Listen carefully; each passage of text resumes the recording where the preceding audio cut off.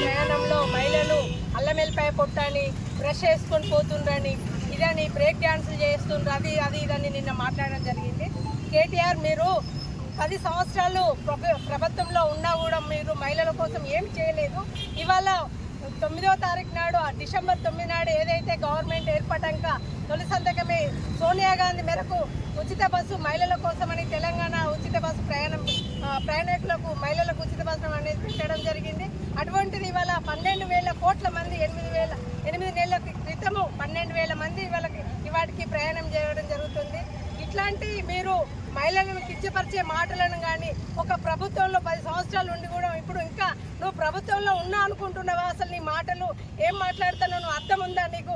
నీ అయ్యా ఇంట్లో ఫామ్ హౌస్లో వన్నాడు, నీ చెల్లెపోయి జైల్లో ఉన్నది, నీకు మతిస్మిత లేదా? నిన్ను తీసుకుపోయి ఎర్రగడ్డ హాస్పిటల్ జాయిన్ చేయమంటావా? అసలు ఏం మాట్లాడుతున్నావు? నీ మాటకేమన్నా అర్థం ఉందా? దాన్ని చూసి బీఆర్ఎస్ వాళ్ళు కూడా సోషల్ మీడియాలో ఇట్లా పెట్టడం సరైనది కాదు. మహిళలు అనేది పూజించిండ్రు. మహిళల కోసము ప్రభుత్వం కాంగ్రెస్ ప్రభుత్వం ఏదైనా చేస్తుంది. అసలు మహిళలు అనే మాట నీకు హక్కు లేదు. మహిళలను ఎక్కడైతే పూజిస్తారో అక్కడ దేవతలు కొలుస్తారు. ఇవాళ వరలక్ష్మి వ్రతం రోజు అయినా మహిళలు వచ్చి ఇవాళ నీకు బుద్ధి చెప్పే కాలం వచ్చింది, బుద్ధి చెప్తాము. నువ్వు ఇట్లాంటి వాక్యాలను వెనుక తీసుకోలే, ఫేక్ మీడియాలు అన్నీ వెనుక తీసుకోలే. సోషల్ మీడియాలు అనేది నువ్వు బీఆర్ఎస్ పిల్లల యూత్తో చేపిస్తున్నావు.